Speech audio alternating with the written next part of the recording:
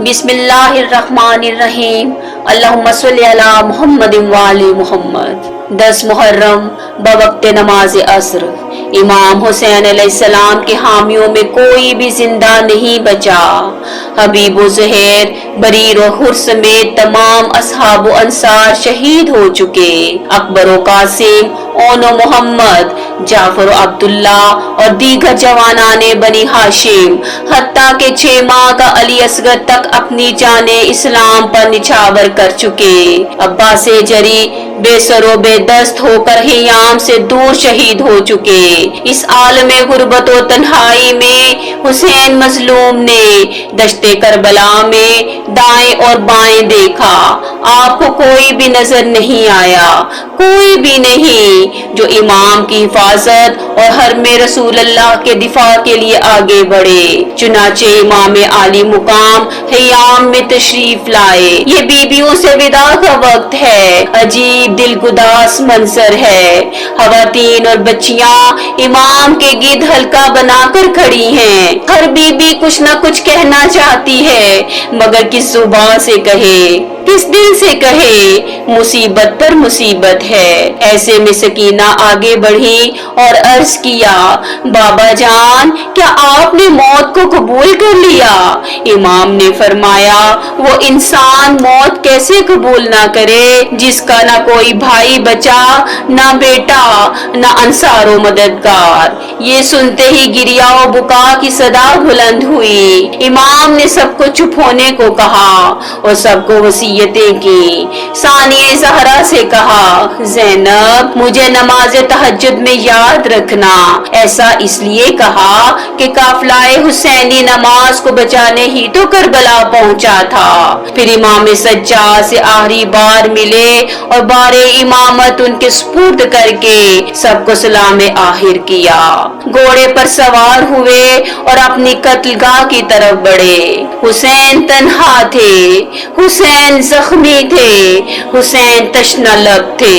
हुसैन भाइयों, बेटों, भतीजों, भांजों, रिश्तेदारों, असहाब और अंसार के लाशें उठा चुके थे। अब्बास व अकबर की जुदाई का गम सह चुके थे। कासिम और नो मोहम्मद के जख्म देख चुके थे, मगर इसके बावजूद लाखों दुश्मनों के खिलाफ अपने बाबा अली की तरह बढ़ बढ़कर हमला करने लगे। मैमिना और मैसरा को निशाना बनाया, कल्बे लश्कर पर हमले किए और कहते रहे, मैं हुसैन हूँ, अली का बेटा, कभी भी साजबाज ना करूंगा।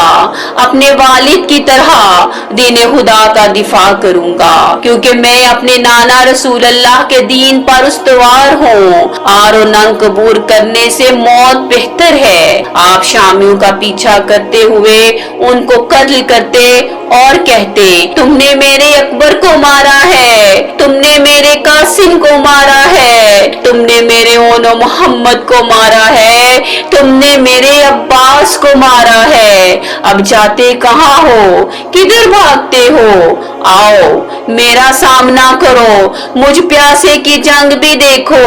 एक कूफी ने यूं रवायत की है, मैंने कभी किसी ऐसे मजरूह को नहीं देखा जिस पर इतना बड़ा लश्कर हमला करे और उसके अंसार और बेटे भी कत्ल हुए हों, और वो फिर भी इतना जरी और शुजा हो। सिपाही यजीद के दस्ते उन पर टूट पड़ते, मगर आप शमशीर के जरिए उन पर हमला करते और लश्कर यजीद को बकरियों के उस रेवड़ की माने जिस पर शेर हमला आवर हुआ हो, दाएं बाएं जाने बगाते और तितर बितर कर देते। इमाम हुसैन अलैहिस्सलाम ने हैमों के करीब एक नुक्ता मुय्यन किया था। आप हमला करके वहीं वापस आ जाते, क्योंकि आप हैमों से दूर नहीं जाना चाहते थे। ये आपकी गैरत का तकाजा था। मक्तल की किताबों में है کہ امام نے 3500 یزیدی فوجیوں کو واصل جہنم کیا، تب عمر صاحب نے خطرے کا احساس کر لیا اور لشکریوں سے کہا، وائے ہو تم پر، کیا تم جانتے ہو کہ کس کے خلاف لڑ رہے ہو؟ یہ عرب کے بہادر پہلوانوں کو ہلاک کر دینے والے علی ابن ابی طالب کا بیٹا ہے۔ حسین کو گھیر کر یکبارگی کے ساتھ چاروں جانب سے حملہ کرو۔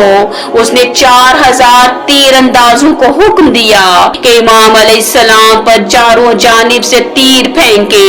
بعض اشقیاء نے پتھروں سے آپ پر حملہ کر دیا اور تاپ تاپ کر پتھر مارنے لگے۔ روایات میں ہے کہ امام کو اتنے تیر لگ چکے تھے کہ آپ کا جسم اطہر ہار پشت کی طرح ہو گیا تھا۔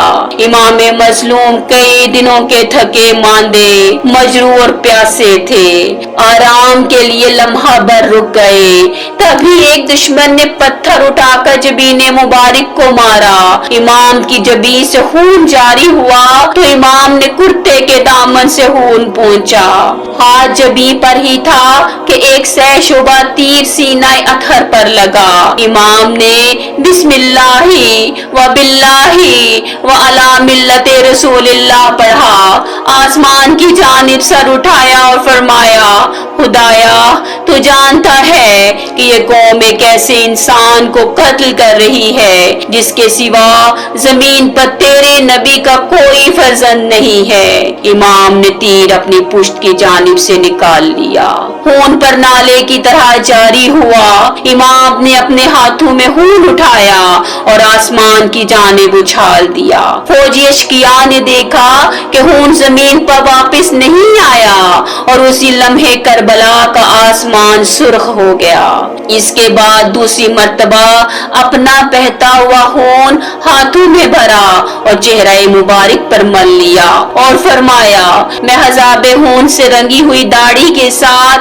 اپنے نانا رسول اللہ سے ملاقات کروں گا اور آپ سے ان کی شکایت کروں گا۔ اب امام کے زخموں سے چوٹ جسم میں ہمت باقی نہ رہی۔ یہی وہ وقت تھا جب آسمان سے یا ایتھا النفس المطمئنہ کی صدا بلند ہوئی۔ یہی وقت نماز عصر کا وقت تھا۔ آپ نے اپنا سر سجدے میں رکھ دیا۔ اسی وقت آپ کا قاتل شمر اپنے ہاتھ میں خنجر لے کر نمودار ہوا۔ وہ آتے ہی پشت اقدس پر سوار ہو گیا اور اس گلوے مبارک پر ضربے لگانا شروع کر دی جس کو رسول خدا چوما کرتے تھے۔ اچانک کربلا کی زمین میں زلزلہ آیا، سرخ آندھی چلنے لگی، سورج کو گرہن لگا، آسمان تاریک ہو گیا اور فاطمہ کے لال کا کٹا ہوا سر نیزے پر اٹھا دیا گیا۔ یا بار الہا، قاتلان حسین علیہ السلام کو ان کے اس ظلم کے بدلے